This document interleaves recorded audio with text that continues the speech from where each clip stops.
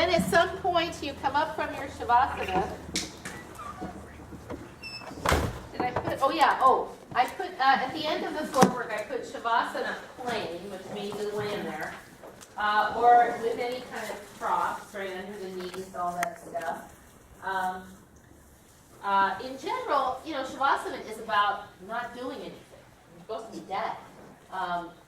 But we talked about this last week, putting your legs up the wall for people who have had their legs underneath them at a desk all day can be really, really good. So we've kind of expanded the definition of Shavasana. And what helps us to get into Shavasana sometimes just to settle down a little bit is the buzzing, humming breath, Brahmari. Usually I do 2 and then a sighing breath. It just creates a little release of all of the thinking. Also really good for the sinuses. Pranayama Viloma will go over. That's the 3-part inhale, 1 slow exhale. Belly breathing and no hands, Nadi Shodhanam, alternate nostril breathing. Those are all good practices to do to settle down into Shavasana. So when we go to our breathing day, we'll for sure do those. Okay, now you're sitting up. Sometimes I do, at the very end, even though now we're sitting up, I'll do some neck stretching. And sometimes I'll do eye clock and palming the eyes. Do you know how to do that? No. I've been in my class to do that. Often I'll do that at the end of the day. Yeah, I'm teaching an end of the day class. So this is how eye clock goes. I generally have people sit with their thumbs pointing forward, and you look up without moving your head. You look up at the number 12, use your peripheral vision, work your eyes slowly, continuing to breathe all the way around an imaginary clock. Then you go all the way around the clock in the other direction. Then generally I have people rub their hands together to create warmth in the hands. You make a little cup in the palm of your hand, and you cup the hands over the eyes so the eyes drink in the darkness. So you're not pressing on the eyeball, you're literally just pressing on the bones around the eyes gently. Then I'll usually have people remove the hands and blink the eyes a couple times just to bring some, what's the, not saliva, tears? Saliva is for your eyes. Just to bring some fluid over the eyes. Lubrication, that's the word I wanted, yes. And I just have them look down for that, yeah. So it's kind of a nice way to end. And we'll go, I don't think we've done very much neck stretching, but we should do that. Sometimes I even have people do like this, and just let their head be on their hands. And then chin down, come up, blink your eyes. So that's a possibility. Seated Nadi Shodhanam. I like alternate nostril breathing at the end of a practice. It's a great way to kind of walk out into the end of your day. We'll go over that, how to do that in our breathing class. I like to, if we're just, again, just like in the beginning, it's kind of nice not to control everything by the end, to let the Ujjayi breath go and just to experience your breath. And it's always kind of nice to do that because you see how different it is from when you first walked in, right? You experience your breath, you feel that calm. So it's nice to say, feel the calmness, feel the peace, because you're kind of planting the seed, and then they go, oh yeah, I do feel calm, I do feel peaceful. I love yoga. Where do I sign up?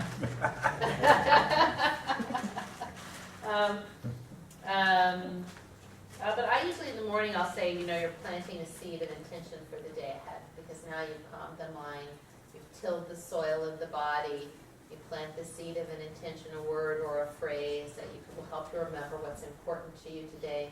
You water it with your breath and you see it blossom during the day. That's an analogy I use a lot.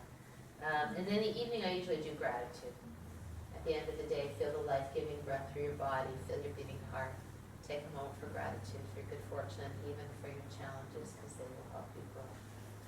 And you can come up with whatever you want, but those are kind of good ones. Sometimes I do the Oms and the Shantis silently, especially if you've just done, or like Thursday night often, I'll do that silently at the end because it's dark, it's quiet. It's just so nice to not have to go, whoa, just this silent Om, silent Shanti, kind of contained by the time you walk up. And then it's always nice to acknowledge people You can have whatever phrase. I have a few that I use. Thank you for sharing your practice with me is a good one. I'll often say, may the gifts of our practice help us to be well when we use our good health and service of these. Those kinds of things are just kind of like a benediction, right? Kind of like that at the end. And then you do announcements and reminders. Piece of cake, man. It's easy. There it is. Who's signing up for tomorrow? Can I book my ticket?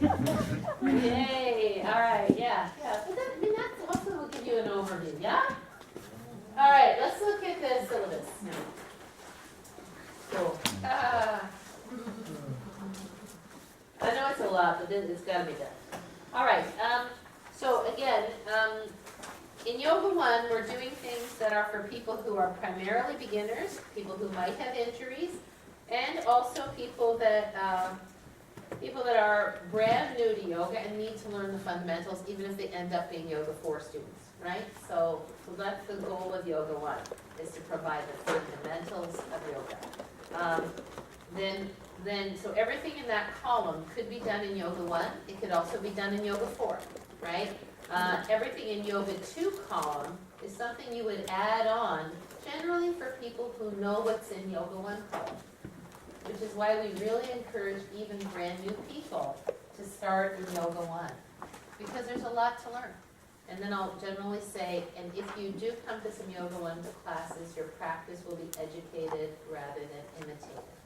And if they're a little bit resistant, I'll say, and the thing is that if you come to Yoga 2 and you don't know how to do those practices, the teacher will be bound to be helping you, because we don't leave anybody in an unsafe position or in a position where they don't know what they're doing. And then they won't be able to really spend any time with the people who have spent their time in Yoga 1 and now want to learn Yoga 2 skills. So it's really respectful of those people for you to come and learn the fundamentals too. And I've had to say that a few times, and then they kind of go, oh, okay. And then I'll always say, and it's not like you have to spend a year in Yoga 1. You make sure you know the breathing, make sure you know the feet positions, make sure you understand how to get your props, and you know how to set up for Shavasana, you know the basic etiquette of the classes, and then you can for sure mix in Yoga 2 classes. But then I'll always say, because you look like an athletic person, and I'm sure you'd like to do more athletic practice. This is a lot of folks come, and because they exercise somewhere else, they don't want to do Yoga 1, because they already exercise. So that's why I just try to explain that, right? Yeah. Well, That was me, 100%. there you go. There you go. And you know, gradually you learn, right? This is to try to say it in a nice way, and it's always tough because we said it 150,000 times before, probably. All right. And then, so that's how it goes. Then in Yoga 3, we expand into those things. Yoga 4, into these things. I will say to you that Darcy and I printed this back to back, just kind of because we wanted it to be a draft. So if you are going through this and you go, oh, well, what about this? It may be something we forgot. So let me know, because we can add it in. You know, it's always good to get more feedback. Mike, same thing, huh? Just add in stuff. Okay. So in the opening meditation of Yoga 1, people will sit in chairs or they will stand. Sometimes in Ultra Gentle we stand to begin. We do our own standing. Sometimes you can just start standing. Virasana, Sukhasana, elevated. We just talked about Sukhasana is cross-legged seat, yes? Sukha means sweet, so it's the sweet seat.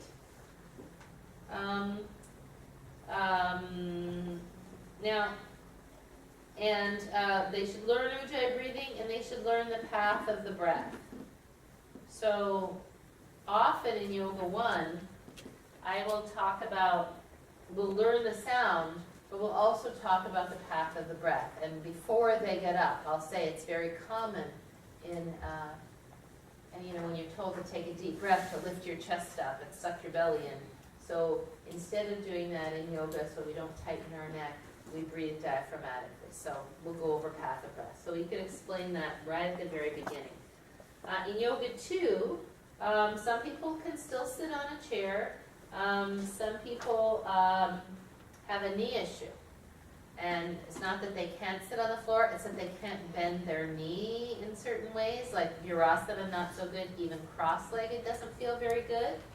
Another way to sit is to sit in a wide-legged V, which isn't optimal because the feet point forward, but it is what it is. Now for most people, sitting up level like this is tough because their hamstrings are a little short, so they look like this.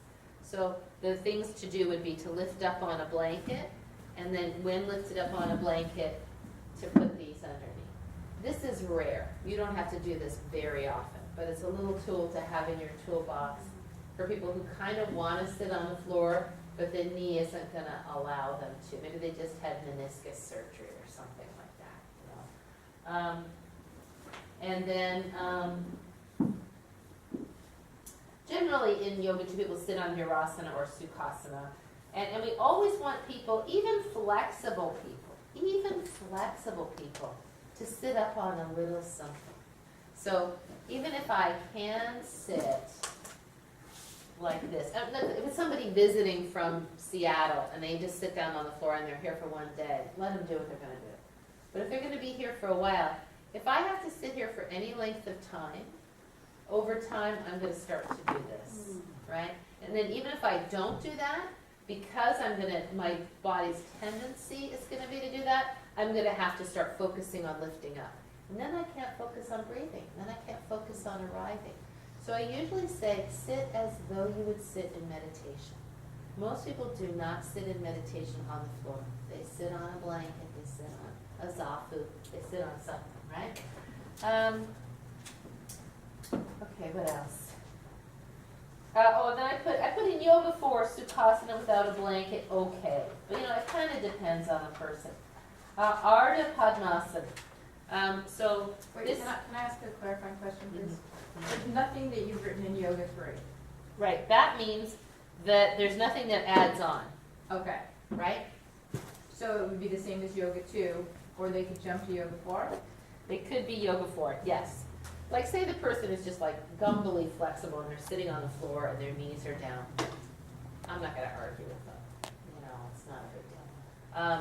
Ardha Padmasana, this is half lotus, right, with the foot up like this. I'm okay with that.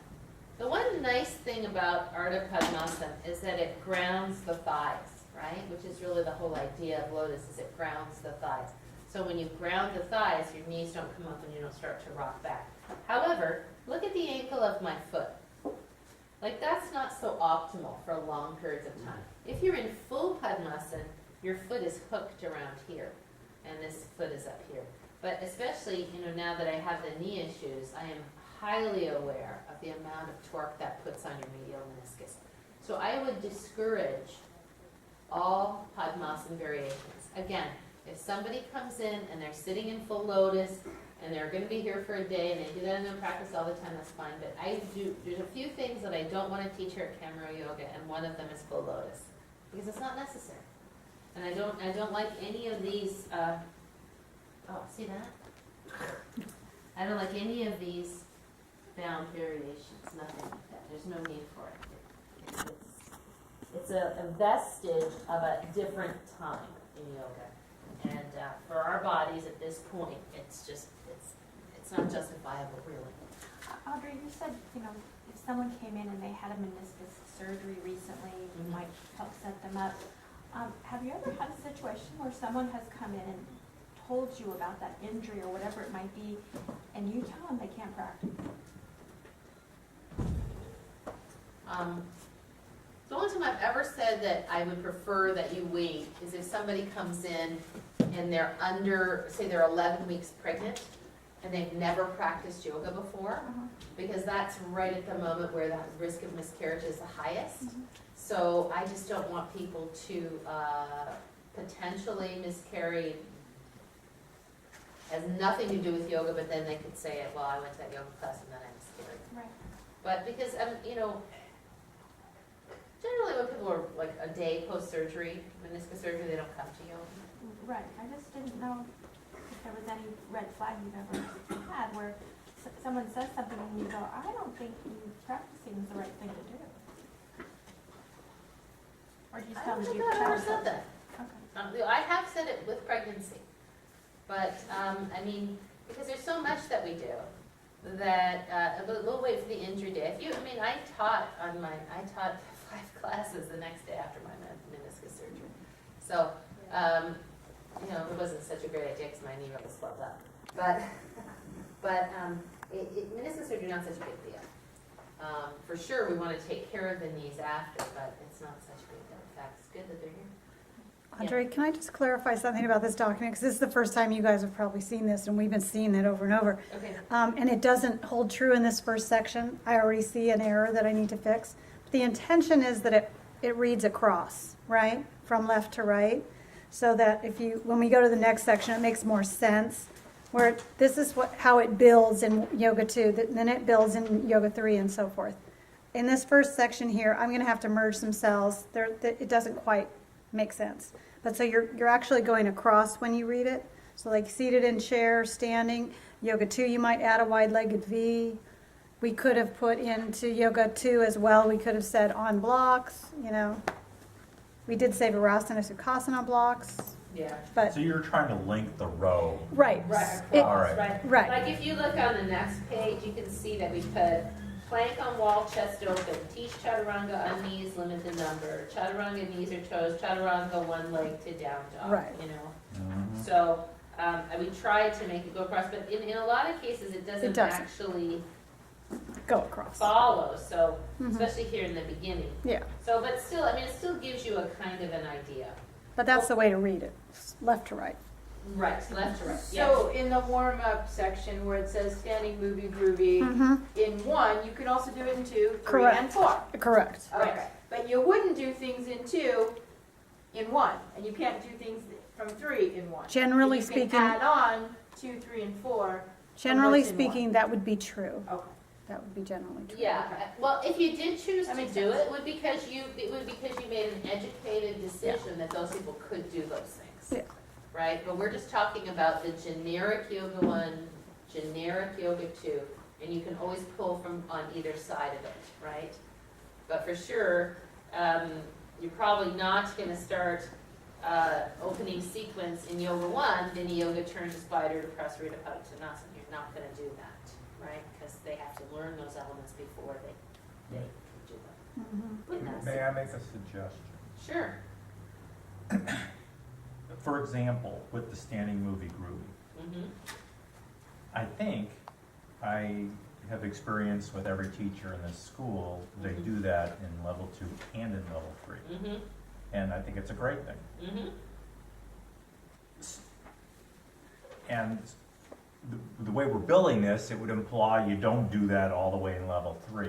But we've No. said that you could. Anything that you could do in Yoga 1, you could do in any other All right, level. so Well, we we're are putting it saying. That's a as standard. You can't just go one column, you could, any of it. If okay. we did that in this document would be 20 And it pages would be long. very See, I think Gotcha. this is good Yeah. because it kind of says what adds on. Yeah. Right. Yeah. Everybody does this. If you're in yoga 2, this adds on. If you're with 3, this adds on. Perfect. Yeah, Right. I Otherwise, just yeah. wanna make Right. sure You it's can always- okay to keep going. Right. In to the yoga right. 4, you Exactly. can pull from any of the 3 previous. Yes. Right? Right. Right? What's ROM? Range of motion. Oh, range of motion. So I noticed, like, with Yoga 3, you wouldn't do half sun salutations as a warm-up, but you could do it in the opening sequences, because you have it down there. Exactly. Exactly. So- Right. Right. That's the Right. difference. Right. Exactly. Yes. Ah, okay. All right. So, Very well done.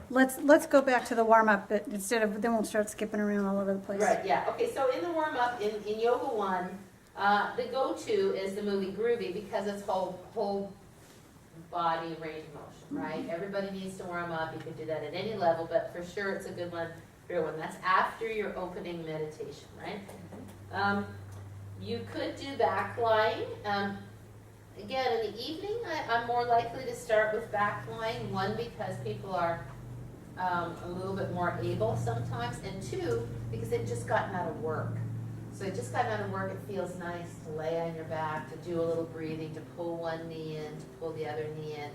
And we really have not done much warm-up or floor stuff yet in our training, right? So we still have to go there, but at least this gives you an idea. If I'm gonna do Yoga 1 back line, I would for sure review the path of the breath, maybe in great detail or not great detail. Breathing, one or both knees to chest, legs up in wide circle feet, it flattens the back and it gets the feet prepared for standing poses. One leg gentle twist. So again, some of these were very hard to give a word, because there's no real name. One leg gentle twist for me is this, just an easy outer hip stretch, right?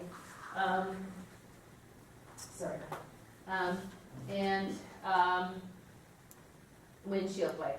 So those are kind of what I do in Yoga 1 on the back. Mike, do you do anything else in Yoga 1 on the back? Just to warm up.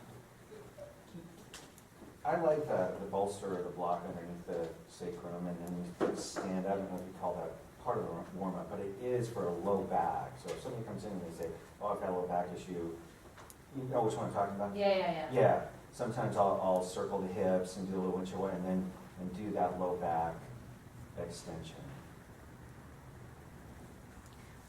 You mean the one or both chest and knees? Or knees to You chest? putting a block underneath the Is that sacrum? what you mean? Yes, That one. Okay.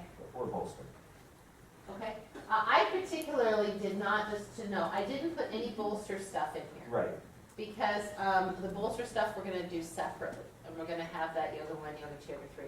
I'd be a little bit careful if you have somebody who has a posterior disc issue, putting them up on a, you wouldn't do that.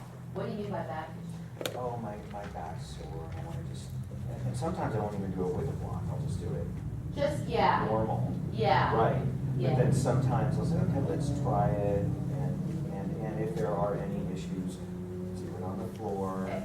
don't do it with the blocker. Yeah, I think with back issues, to warm up, I'm not saying you couldn't do it Right, at the back Yeah. end of it. But if you have a back issue to warm up, you don't want to bring the spine into shortening the back body, right? So I would probably do more just like this, or like this even, to create length than elevating, because that shortens this. And it doesn't mean that there couldn't be somebody for whom that wouldn't be the best thing, but as a general overview for all of you, I would stay with simpler stuff for Yoga 1. Then say you get, for me, if it's somebody with a back issue, like when the lady had the back spasm, you get her on her back and you give her a strap and you very slowly draw one knee in, because now you're creating length.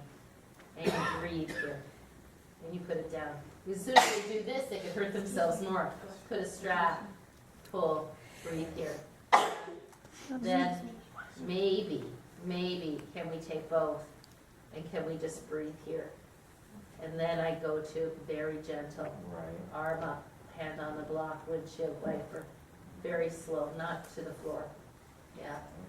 And then can we take both knees up, back flat, wide knees, breathe here. Then I have them roll to their side. And then easy, slow, explorative. So go back. Right. Yeah. So then go back, Uh-huh. and then. And I had her do this too. Right. Yeah. But then, yeah, so one leg's extended, and then this one, you could even just do that without the rotation. Right. Oh yeah, yeah. That's what- But often, if people have a back spasm, Right. this doesn't feel good because already the weight is causing the pelvis to go this way. So this is better than Right. this for back Right. spasm, right? But because this person was having a sciatic thing, I had her warm up that way first, and then just that much, breathe here, right? So, but we'll go over that. But I would just stay back flat as much as you can in Yoga 1. Yeah. And then you can come to the floor and you do a little, again, I don't do a whole lot of all fours in the morning because there are so many people who have knee replacements and knee problems. But in the evening, all fours, hip circles, Chakravakasana, and then in Yoga 1, you have to do that every single time. Sometimes people walk in the door and I do the meditation and I pull up Mr. Boney and say, I'm going to talk about shoulders today. But, and that's kind of good too because it spices things up here and there. Or sometimes people come in and they're just like, oh, And they're all rolling. So I said, well, let's all start rolling. Let's roll with balls first, and then let's do some shoulders, you know? But in general, so that would be kind of good for yoga 2 and yoga 3. Audrey, Yes, are sir. these listed in the column, like in yoga 1, in the level of what you should do first, or does it matter? Could you do the bottom one first, or in these different columns? Well, if you look, for example, on yoga 1 warm-up, you wouldn't stand safely using blocks and then move to all fours, so that you couldn't work directly up the row, but you could start back lying, move to all fours, or you could skip all fours. If a whole bunch of people can't do knees, you could do back lying, roll over, stand up, right? Then you could do movie groovy, absolutely. Is that what you're Yeah. saying? Yeah, absolutely. It's not like you have to pick one or the other. These are just kind of the range of skills we have here.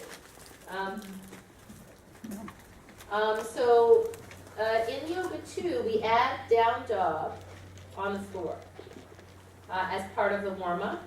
And then we in yoga 2, when you do down dog, you come down to your knee. This is just, again, we're just trying to get some arbitrary designation. In yoga 2, because you're just learning down dog, you come down to your knees, then with blocks or with the floor, you step the back foot up to the front, you come up like this. Walking your feet forward to Uttanasana would be yoga 3. Doesn't mean you couldn't do it in yoga 2. It's just you don't assume that people who have now moved, this is their first class outside yoga 1, they're gonna walk up between their hands to Uttanasana. Does that make sense? Yes, but I have another question. Mhm. So, I guess it's a protocol question. If you're a student and the only day you can get here to take the class, it's a level 2. Is it okay for you to do what you know how to do level Yes. 3 wise? Yes. Okay. Unless, I say we're all doing Wing Car Pony, have a chair, then have a chair. Yeah. Yeah. But for sure, yeah, they could walk forward. And I'll often, the problem is, I think, if when you're in a yoga 2 class and you've got people who are relatively new, you start giving options, like you can come down to your knees and walk forward, or you can walk up between your hands. People who shouldn't be walking up between their hands are doing that because they don't want to look different, right? So I try to give the instruction that's appropriate for the level. And then if there's somebody there who's more advanced, they can always do that. And do you acknowledge that? Do you ever say, I'm looking around, I see some, power yoga people in this class? Okay. Because then it just designates people, I mean, I really try not to do that because, I find that people try to mimic you doing different things, and I kind of worry about being in the middle of the room doing something that's in a yoga 2 class, it's a yoga 3 practice, so I try not to do that Right. a lot of times. well, if it's something like that you think as a conscientious practitioner could hurt somebody, that's very respectful. If it's like you want to walk forward, it doesn't matter. It's not that they could hurt themselves, unlikely, but it's just more that they're going to do it wrong. And they might as well learn the biomechanics of the progression and then do it right when they do it, yeah? So I would just call the level of a thing.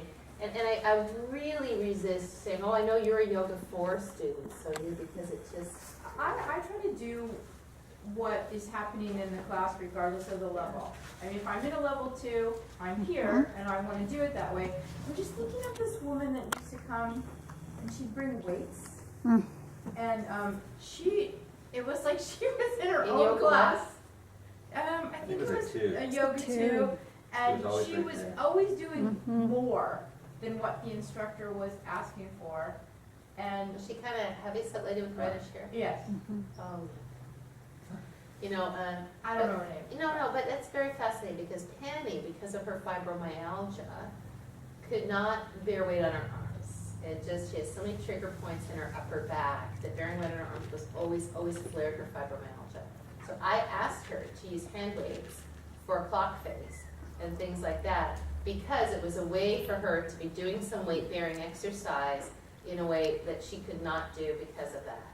So it wasn't that she was trying to do something, but because she had specific challenges, she and I had worked together so that she would have what could be a little bit better for her. And she often, because of the fibromyalgia, would lay down on her stomach in the middle of a class and just rest, because she knew that she could do that, and we had previously agreed to that. Okay. So she moved to Carlsbad, yeah, and so whenever we're in a class, we have to recognize that we don't really know what's going on with anybody else. What's that expression? Don't judge anybody because they're fighting a battle you may know nothing about. Yeah, it's really true. I sometimes, just because of the timing of the schedule, Yeah. I come to the Yoga 2s, and it's not enough for me. I've gotten frustrated and bored. And I've asked permission with Darcy and with Allison that as long as I stay with the flow of the class and I'm not disruptive, if I do each, what they're doing, but to a harder level, and they said absolutely. And I'm curious, has it been a distraction for you or other students, or is it okay? Yeah, no, I think that, the harder part is somebody that maybe comes to, let's say, Yoga 2 or Yoga 3 and for the first time, and they're maybe not a Yoga 3 level, and they come and they plant themselves right up in the middle, and then they don't know what they're doing, and they're doing something very different, and they're usually not from our studio, they're visiting. That's the most distracting, I think, for people, is they're not sure whether to look at that person and do that or what they're doing. And but generally, it isn't really a problem when someone, I think personally, I'm kind of on Karen's level in that when I come to a Yoga 2, if I come to a Yoga 2 because that's the time I can come, generally I will do exactly what's being taught out of respect for it. And it doesn't mean that I feel disrespected by what you do, not at all. But that's just me personally, Well, But also, as a teacher, what you said, Barry, is okay to say as a student, but if you ever said that as a teacher, I'd be very uncomfortable. Said what? I got frustrated and bored because it wasn't hard enough. Mm. I go to ultra gentle yoga classes and I learn a ton by practice. Because by slowing down, by moving really slowly, you can learn things as a teacher that you will carry into your practice. So as a teacher, sorry for eating and talking. So as a teacher, coming to Yoga 2 and doing something really slow or to a Yoga 1, you're thinking, oh, this is how I would explain it to people. This is how I would teach it. Oh, I got to remember to say this because I can feel in my own body that. So I get a really bristly when any student says I was frustrated and bored because it wasn't hard enough. I can go run around the block 5 times. And I think the lack of Yoga 1 teachers kind of speaks to it. I, for a very long time in my life, could always dial it up, but I could never dial it down. And I always found that it was like easier. I could go to failure, no problem. But to teach a Yoga 1 or to teach an ultra gentle or to be in an ultra gentle class, it was tough. And many people are in that same boat as I was, and other people are, and it's taking it down, taking it going. Okay, this person's fragile because of this and that and the other thing, and that's a challenge, and it's a good challenge, and it's one you should look forward to meeting. And to practice in that way requires that you meditate, right? So, but just to be fair, Barry, I also get that for people who have other jobs and maybe are busy with their other job, when you have X amount of time to exercise and you choose to do it through yoga, then you want to get some kind of physical strengthening and all of that, which I get. I've been there. Can I say one more thing too? Sometimes you'll give the instruction, well, if you want to do it on the blocks, do it on the blocks. If you want to do it on the chair, do it on the chair. And I inevitably have somebody next to me that is new and doing it on the chair and very tentative, and I'll get a chair. And I think it's really good practice for teachers to get a chair, model what they're supposed to be doing, and never, Right. Just so you know, Mike, I wasn't speaking as a teacher. I was I speaking know. as a student. Yes, I know. I know exactly where you're coming from both of them. Right. But now that we are going to be teachers, You're changed forever. we can't be teach us students. We Right. always have to think about that. Like, even though you're here for your own class practice, you're gonna model for somebody, you're gonna help them, you're gonna grab them a blanket if they don't have it, because things have just shifted. Right, if you, and you could, I mean, if you were in Pasadena and you're grabbing a yoga class, it's all for you. You know, you do your own thing, you don't have to look for facts, stay in the front of the room so you don't have to see anybody else. And just do your own no, I mean, if I go anywhere to practice, I always stand right at the front, because I don't wanna see any students. I wanna be able to just do my own thing. So, that's a whole different thing, but when we're here now, you know, especially if they're gonna see you as a teacher in another class, everything you do is representative of what you're gonna, how you wanna be viewed once you sit up there in front of those very same people. I'm getting conflicting messages here. Yeah. And we could talk about it later No, if you want, that's or good. if this is You're saying, valuable. can I still power it up? Yes, in a Yes. respectful Yeah, way, with yes, the teacher's yes, permission, yes. and where I'm not like, Yes. you know, doing plank when they're doing something on their back, I you just know. don't like it when you do more chaturangas than I want to make sure that's okay. Well, I think it's okay. Even as a it's teacher. Just, you just got to be a little bit sensitive to the fact if you're in yoga too and you've got a lot of people around you, you're doing a whole bunch of chaturangas, they're going to think that that's what they should be doing too. And it gives a kind of workout mentality to yoga. And I really want, by God, I really want to get away from that because they get that at the gym. And that's what makes us different. We're not here to work out. You will, as a byproduct of developing the inner peace that yoga will bring you, you will become strong and balanced and flexible and healthy. But we are not here to work you out. In fact, when I perceive that somebody really wants to work out and they have an ego about it, I will take the class even slower. Because that's what we're here to do. No, because I'm here to be a teacher, not to satisfy your needs for a workout.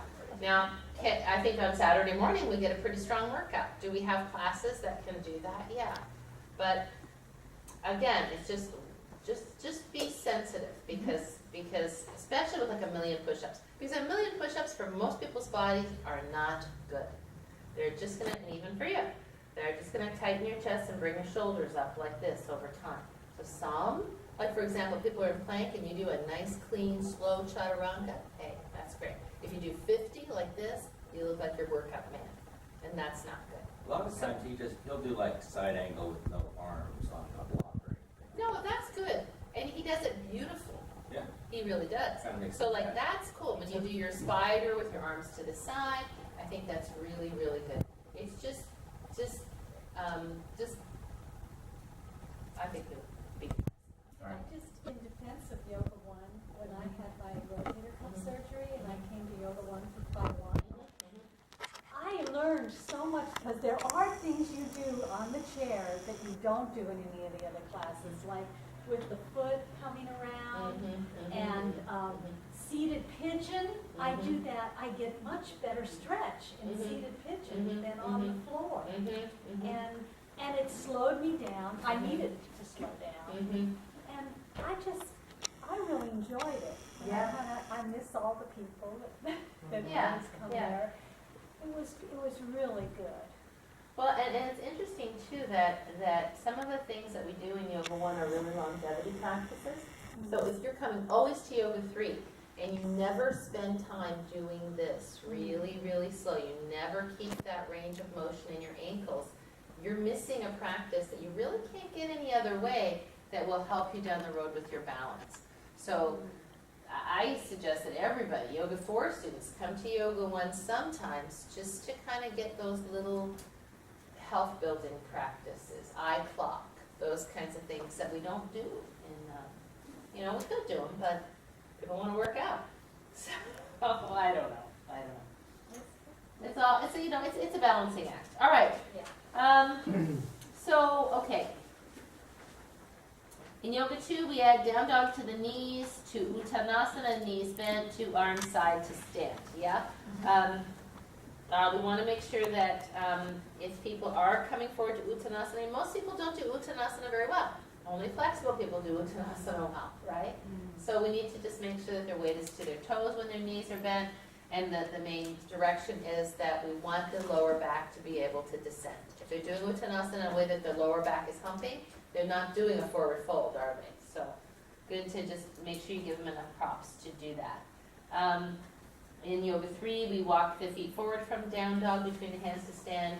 In Yoga 4, we should actually have this say, even in warm up for Yoga 4, we don't usually hop forward to stand. I mean, if you were 20 and a gymnast, you could hop forward to stand.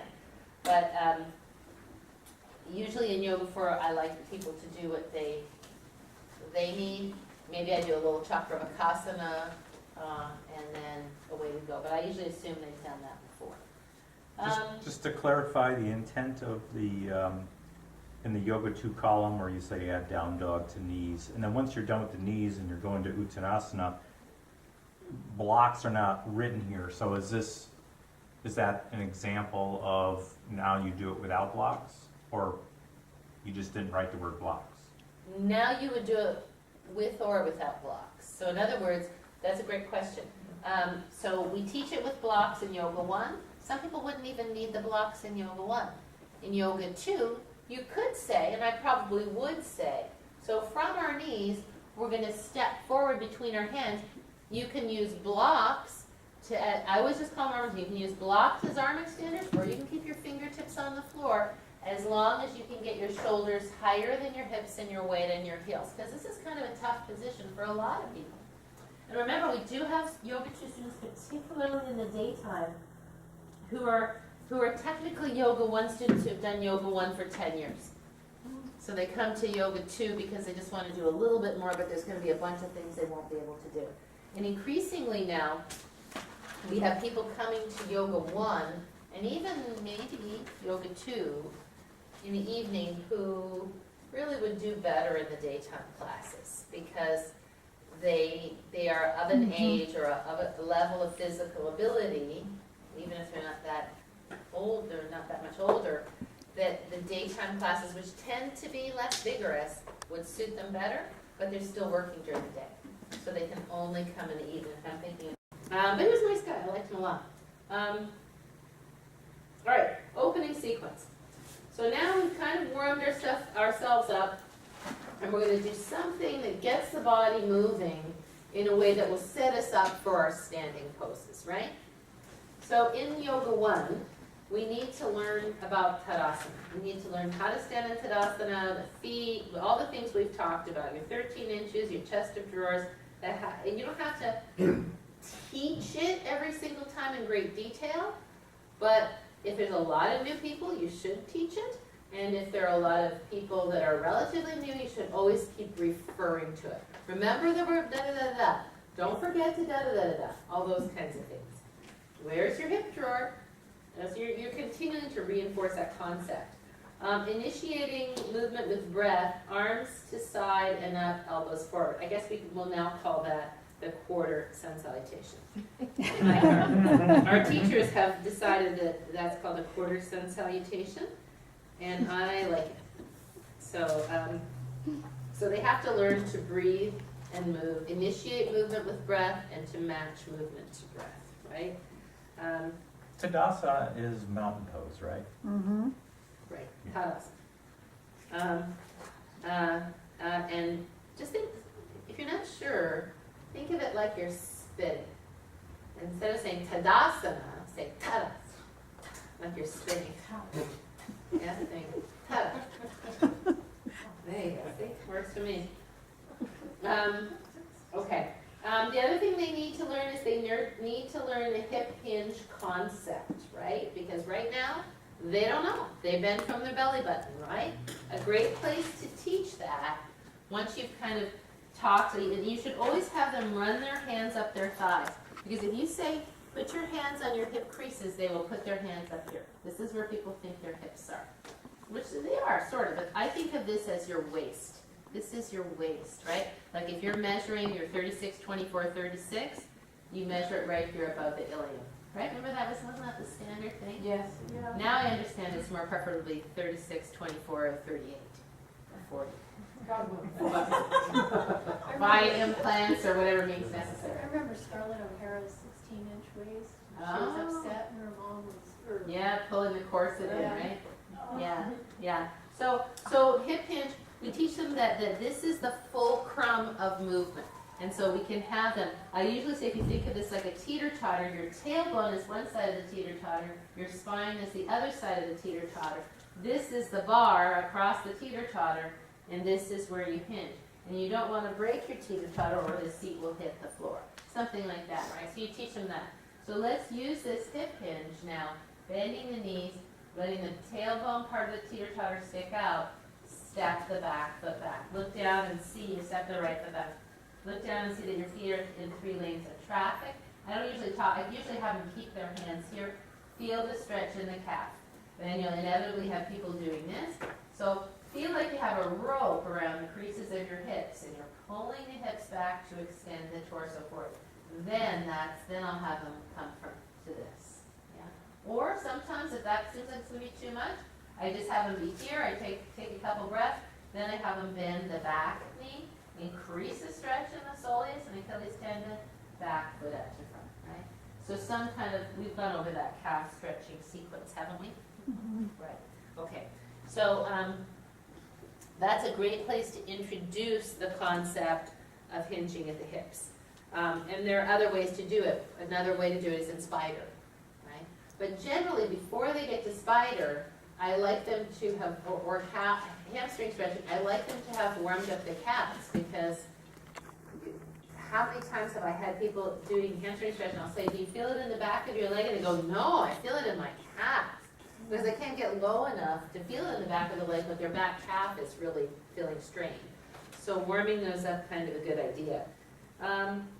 Side glide and reach up, one leg balance. I'm loving this. This is my new thing that I do a lot. Is this one. So you start here. This side is in mountain pose, right? The next thing you add on after a couple times is now this side. If I took a picture of you in mountain pose, they put, oh my God, this one guy's like this. And I'm like, bring your arm around. He was way in the background. Bring your arm around. Go like this, like you're calling the cows home, like this. And he's like, okay. Okay. And then you're asking them to bring their weight to their heel. Where is your weight? Because our tendency is to be here, right? Then grow up and take the foot off, bring it forward. Feel your hip catch. You notice if your weight's in your toes. It's a great outer hip strengthener. And then you can come to swivel, then you can come to side reach. And it's so different to have the foot here because it just provides a little counterbalance. As soon as you do this, you get all kinds of hip motion. So by keeping that foot out there, you can actually place a lot better than you can with this foot in. And we did, what were we in a class recently that we did that hip strengthener, somebody? No, it was here. I think it Yeah. was around the house. We did hip strengthener around the house. Yeah, no, but I did, yesterday maybe. Was it yesterday in yoga too? I know Dover was here. We did, with a partner, because people just can't feel this. They're standing on one foot with the toe on the floor and the hip is forward. And so I was having the partner poke the hip flexor to bring it back. It was yoga 2 yesterday. And contract the glute. So they're standing up on this leg. And then pick up the foot and maintain it. And very few people could do it. And then for those who could do that, then this leg comes up, keeping hips level. And as soon as they do that, they're doing this. Okay? So like huge practice. You could do that in yoga 4. I think I did it on Thursday night, not too long ago. We can call that half mountain pose. I would call it standing on one leg.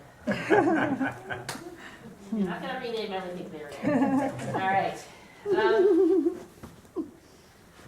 Okay.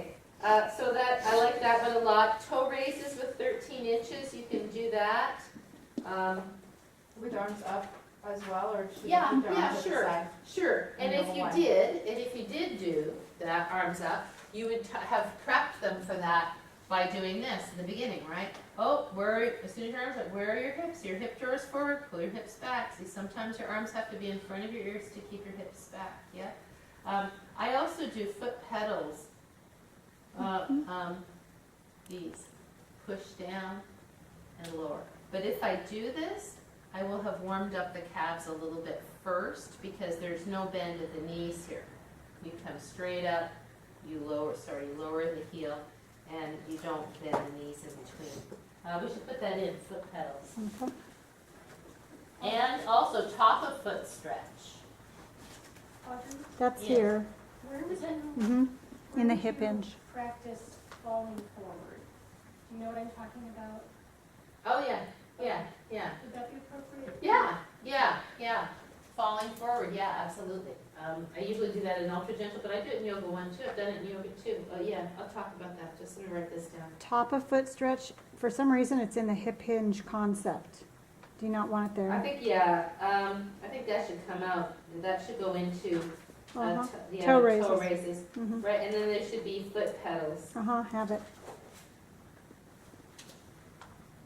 So when people are saying I don't have balance and I'm worried about falling,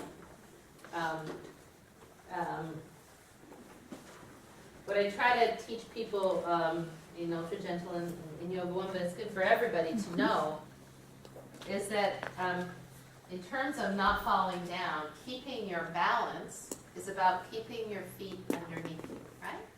Because if you're going to fall, you can't keep your feet underneath you and maintain an upright position. You're falling over, correct? So you have to be able to keep your feet underneath you.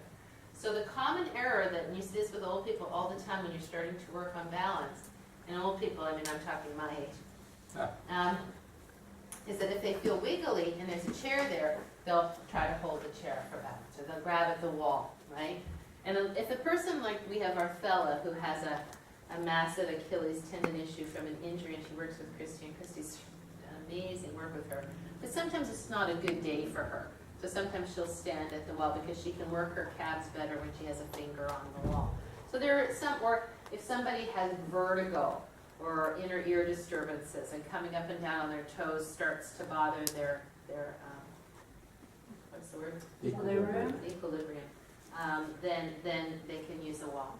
But in general, I try not to have people use a prop when you're working on balance, because I usually say you're not on the edge of the Empire State Building. The worst thing that can happen if you lose your balance is you come down or you go like this, right?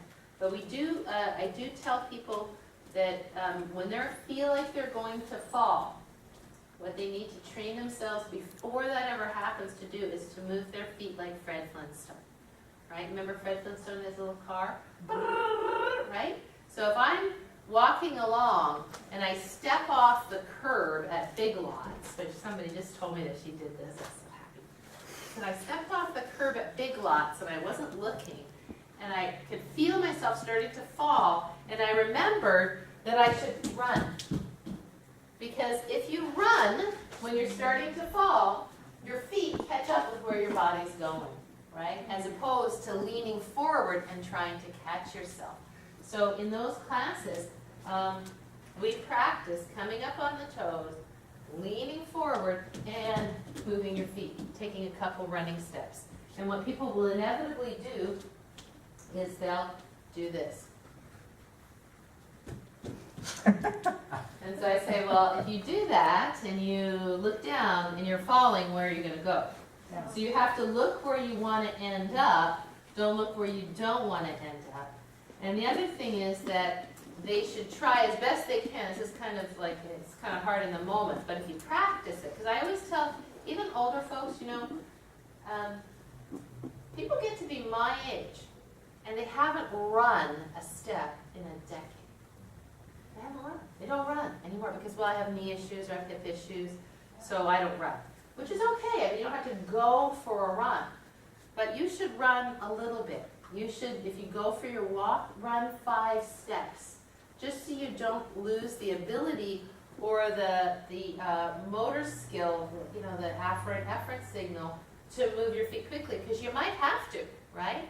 Like I remember another lady who was, there was an extension cord across her kitchen, and she caught her foot on it, and she came back to yoga. Because I was so happy, I tripped over the extension cord and I didn't fall. I moved my feet. I just jumped over it. Because the other thing that they do is they do this. They run on their toes. So if you think about it, when you go to run, your heel is like a door stopper. As soon as that heel touches, it's like a door stopper. If you're on your toes, you're already this way, right? So when they practice it, and I do this a lot when we go to Hartley Botanica, is like come up, fall forward, and flat foot. Don't go on your tippy toes because you're unlikely to catch your balance tippy toes. And then we also have them do, we did a lot of stuff like this in the summer. What did I do that in the summer? Right, so that you do, I wasn't looking down at it, you just see it in your peripheral vision and you hop over. So is that okay, Lisa? Yes, but now I have a follow-up question or two that perhaps will be covered another time. Okay. I'm thinking of proper heel, strike to the toes, to the ball of the foot, runners and walkers and hikers, number one. Number two, I'm also thinking of people with plantar fasciitis and maybe severe heel pain. So modifications, or should I just wait and put that in a note? You should come to Yoga One classes. See, now this is where this really gets to. If I try to teach you everything I teach in Yoga One in yoga teacher training, we will be here for 2 more years. So you really have to come to Yoga One classes to get that. Okay. You know, when I'm teaching at Hartley Botanica, I taught that all last summer. I taught it over in Dallas, right? I taught it over and over and over again. You got to come to those classes because there's just so much in Yoga One and in Ultra Gentle about practices that are practices for life, not traditional yoga. And you will be a far better yoga teacher for it because all of us are not going to be teaching 20-year-olds, most of us. None of us. We're not really in that group then. So okay, honey. That's not going to be our whole thing. So for our own longevity and for the groups that we're going to be teaching, we want to have all those skills under our belt because it'll affect how you teach every single other thing. And I could certainly talk about, certainly if someone had plantar fasciitis, I would say do this at home when your plantar fasciitis isn't, flared up. And when we get to our injury thing, I'll talk about some suggestions you can make to people with plantar fasciitis because a lot of people come to yoga with plantar fasciitis and there are some simple things you can suggest that they do. Yeah, sure. It's tough when this, it's like a never ending. When I had it, the doctor told me that everything was connected and to stretch the hamstring Yeah. for plantar fasciitis. Yeah. Yeah, But I don't know. you do yoga. I mean, Yeah. how do you plantar fasciitis anyway? I didn't, my shoes weren't padded enough, Mm-hmm. and I went out a long walk, Okay. new shoes, Mm. walk. All right, that's acceptable. Okay. Hard shoes. So What changes in the Yoga 2? Okay. So in Yoga 2, in the opening sequence, generally I do Vini Yoga. I've had a lot of people whose hamstrings are really tight or their back they have back issues. I would probably not start with Vini Yoga. I'd probably start with spider. And then I do some lateral poses. And then I get to Vini Yoga later. Why? Why? Because you said you didn't want to put all that weight bearing in at the very beginning. Right. You have to warm up their back and stuff. Right. So in general, Vini Yoga is a pretty safe warm-up. People who aren't super athletic, but they don't have any back issues, and their hamstrings are not massively tight. Like I'm thinking of that very thin girl whose hamstrings are so tight, the young one, who was here on Saturday. I don't know if she's ever come over and seen that. Anyway, her hamstrings are just so tight, and so Vini Yoga is not the best warm-up for her. Better for her to do spider, because you can come up to all kinds of height, right? Your feet are wide, so you're not in this offset foot position. This gives you more play in the pelvis, and hands on blocks or on chair, and she can do it relatively comfortably. Not that she couldn't do Vini Yoga, but to warm up, not the best thing. Could she do Yoga 2 class? Yes. But mostly she comes to Yoga 1 because she knows her hamstrings are so tight. And so, then why wouldn't you do Pasarita Padottanasana first and then do the Vini Yoga? And just go right to it. It's just a hamstring, well, not just, but it's Primarily intention, hamstring what's the stretch. intention of Prasarita Padottanasana? Just to stretch the hamstrings. It's for your head, Hang the head. hang the head. It's to invert the spine and then to invert the head. Fine, okay.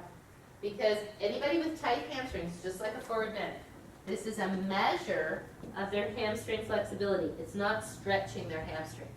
As soon as the knees are bent, the hamstring stretch is gone. And because they want to invert, they have to bend the knees quite substantially, right? So I'm not stretching their hamstrings here. Now, once they're warm and I can get their weight to their toes and I know their back is warmed up and safe, I might say from here, tip your weight to your toes and lift this up just a little bit more. You know what, So Audrey, then- I said the wrong thing. What? It's not that one. It's the one with the, when your feet are like this and you have the blocks on either side and you're bringing Parsvottanasana. Sorry, that's what I meant. Why wouldn't you go to Parsvottanasana to stretch the hamstring first and then do the Vinyasa? Oh, yeah. Because I always do spider first, for the same reason. Because it's wide, you have more play in the pelvis. You'll notice in Yoga 1, I do the movie groovy, I do all this stuff, blah, blah, blah, blah, and then I say, let's turn to the right and let's do spider. We do spider. If people have not a whole lot of back issues, then I'll say now gently with knees bent, put your hands on the floor, let your head hang, and let's just feel into the back of the legs and bend your knees enough that your spine can hang, bend your knees, hands come up, and then I go there. But I just want them to feel how they're doing right about now. Then, and if there's a lot of back issues, then I don't do that. I leave that out. I just do spider. Then I'll go to the hamstring stretch, standing up in between sides and doing something with the shoulders so that we're not leaning over too much. And then maybe I'll do the revolved triangle, the IT band stretch, and then I might have them step their feet wide on their mat or turn to the side, and now let's check it out again. Now let's see if it feels different. Do you feel like you got, because you know, it's always good to prove your point. It means it's working, and they go, oh yes, sign me up. Right? So, How do you come into the hamstring pose from standing? What do you have them do? usually, The you mean- parsha oh, of it, yeah. the Parsvottanasana? Yeah. So for Yoga 1, I say that let's all have a chair up at the seat of the chair at our shins and stand right behind the chair. And I'll say, if you use block, if I'm teaching Yoga 1 class, I'll say, if you already know how to use blocks in your practice or cylinders, and that's what you use, go ahead. And that's all I say. Okay. Because I'm not there to teach them how to do it on the block. Sometimes in the evening, if I have enough people that really don't need chairs, then I'll have everybody have blocks or cylinders. And I'll always say height of prop is crucial. Because if you actually want to stretch your hamstrings rather than just strain them, the standard explanation is, is that when you get your hands on the props and you draw your legs straight, your sit bone has to be turning upward. If you're too low and your sit bone is turning downward, then you're actually just straining the tendon at the top of the hamstring. You're not really stretching your hamstring. Your hamstring is actually shortening because the 2 points are coming towards one another, right? Now, sometimes, Saturday, Yoga 1, there were enough people that had done the hamstring stretch quite a lot. They knew it. So we came into hamstring stretch with the chair and some of them with the blocks like this. I had already done the calf stretch. I'd already gone over the hip hinge idea. So now we're going to put our hands on our hip creases. We're going to notice that this hip tends to be back a little bit. So we'll pull that front hip around as best we can to point the hips straight forward. And we're going to keep the body aboard. I had one guy who kept, that was Arthur, kept wanting to do this. I said, we're not diving into the swimming pool. We're staying nice and straight like we're doing a belly flop. So we pull the hip back, and we're just going to come forward to the place where we feel the sit bone coming up and the spine long. Everybody's going to come to a different place. Then we're going to push with our heel to come up, yeah? And I think that a lot of us in our homework, as I recall, we're saying here in the Vinyasa that it's about strengthening the front quad. And I would just like to suggest that that could be if you push with your toe. But I find that teaching people to push with their heel helps to strengthen the hip. So coming up, I will now tell people, I should just say push with your strong front leg. Now I say, now push with your strong front heel. And immediately they get gluteal engagement, right? So coming up, and I had them do three up and downs. And then we put our hands down. We kept the spine long like the teeter-totter. And then if you do that, step the foot back a little bit more, right? Because a lot of them, once they get their hands down, because this has to be stable, your heel has to be on the floor. So it's not really wide enough for the or distant enough for the hamstring stretch. So step back a little bit more, extend the spine, and then we did the hamstring stretch. Yes, sir. Can we experience that? I'm getting sleepy, but I need to move, and I don't know if anybody else is getting the mid-afternoon doldrums, but if we could just experience it, maybe a little bit of movement, and I'd like to feel my heel now. Sure. All right. Okay. Yeah. All right. Good. I hear you. No, you cannot move. It's going to talk the whole time. It's not good for you. Sorry. I want to get through the syllabus today. I really, really do. When would we do? Now, why do you think we should just? I I know. Al, in yoga, too, you said sometimes I'll do spider first. Right. And it's like you never said, well, when would we do Vinny yoga? And why were you doing spider first? Because you had someone that you definitely knew had tight hamstrings? Or a back injury, or didn't know the Vinny yoga sequence or something. So you wouldn't even do Vinny yoga? No, I would do it, but I would just warm it up first. Oh, okay. Yeah? So why wouldn't you just do that every time for yoga too? Because you want to get on to other things. Oh. You know, I mean, Vinny yoga for me, for you, is a warm-up, right? It's Right. safe, it's healthy, it's not too hard, it's a great warm-up. All right, so let's do this. Let's put, if you have blocks, stand between them. Because a common error with blocks and standing poses is to have them out in front of the shoulders, right? And I never quite get that. Because biomechanically, it's so nonsensical. Because look at where your shoulders are, right? I mean, you're going towards hands over the head. So generally, the blocks are on either side of the foot in line with the tip of the big toe. Yeah? All right. So from here, we're standing in between our blocks, take our thumbs forward, nice long spine, bend the knees, inhale. Exhale, step left foot back without looking down. Nice, good. You gotta go to Ultra Toes. I know. But you yoga four students, that was very good. Move the left foot well over, look down now. Move the left foot well over in the left lane, the toes pointing straight forward. So if there were 3 lanes of traffic, your back foot is pointing straight down the freeway. It's not turned out to the side of the road. The right knee is going to stay bent the whole time in this practice.